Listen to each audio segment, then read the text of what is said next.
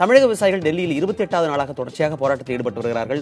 அவர்களுக்கு நக்மா மகிழா காங்கிரஸ் பொதுச் செயலாளர் நக்மா ஆதரவு தெரிவித்து வருகிறார். அதனை நேரலையில் பார்க்கலாம். Cognizance of that rather than get into this Kaveri controversy all the time.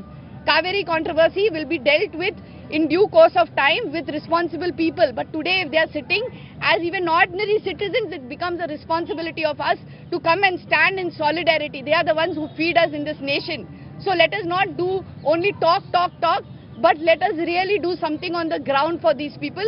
And when UPA could do it, UPA government could do it when they were in power, I am sure that the Modi government and the BJP government the central government can really take and do something about it. So last week Rahulji has came here to support and support the farmers, and he assured that he will going to surely raise this issue in the parliament. But till now he didn't raise this issue in the parliament. So what you are going to do?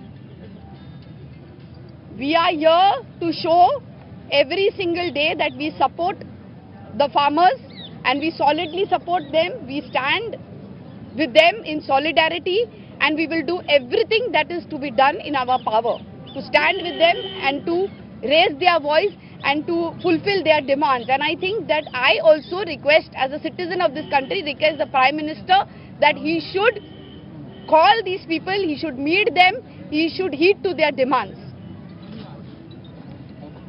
You can speak in Tamil if you want. Can you please say a few words in Tamil? She's going to say. No, She's going to say. few words in Tamil. She's going to say. Now, can you speak in Tamil? Few words. About the two women, few words in Tamil. I don't think it's a serious issue. Let her speak in.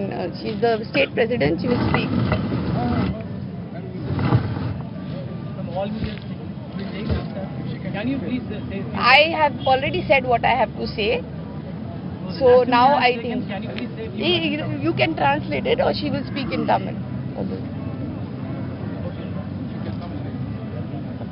She'll come here. Huh? You can't. Come. You just turn around.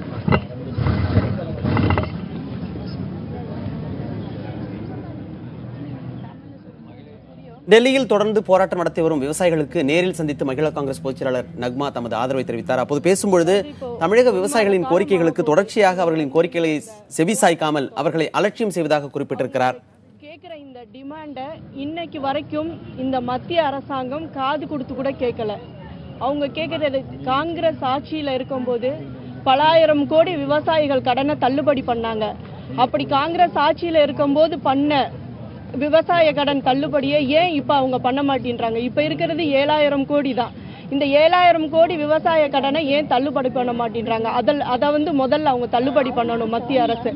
அதே மாதிரி 21,000 கோடி அவங்க நிவாரண நிதி கேட்குறாங்க. அந்த நிதியை மத்திய அரசாங்கம் கொடுத்தே ஆகணும்.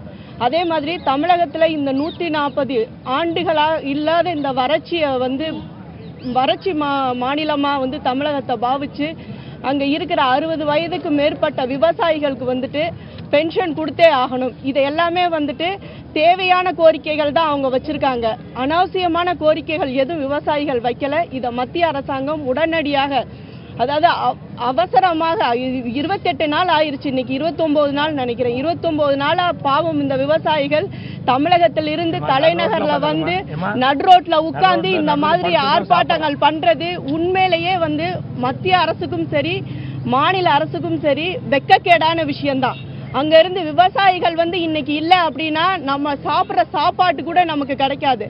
அந்த அளவுக்கு விவசாயிகளை நம்பி வாழ்ந்த தமிழகம் இன்னைக்கு அந்த விவசாயிகள் இங்க தலைநகரத்துல உட்கார்ந்து கஷ்டப்படக்கூடிய அளவுக்கு இன்னைக்கு விட்டுருக்காங்க. தொடர்ச்சியாக தமிழக விவசாயிகள் 28வது நாளாக டெல்லியில் போராட்டம் நடத்தி வருகிறார்கள். அவர்களை நேரில் சந்தித்து தங்களது ஆதரவை தெரிவித்ததோடு மத்திய அரசு தொடர்ச்சியாக விவசாயிகளை வஞ்சித்து வருவதாக குற்றம் சாட்டியிருக்கிறார் தமிழ்நாடு மகிழா காங்கிரஸ் தலைவர் ஜான்சி ராணி.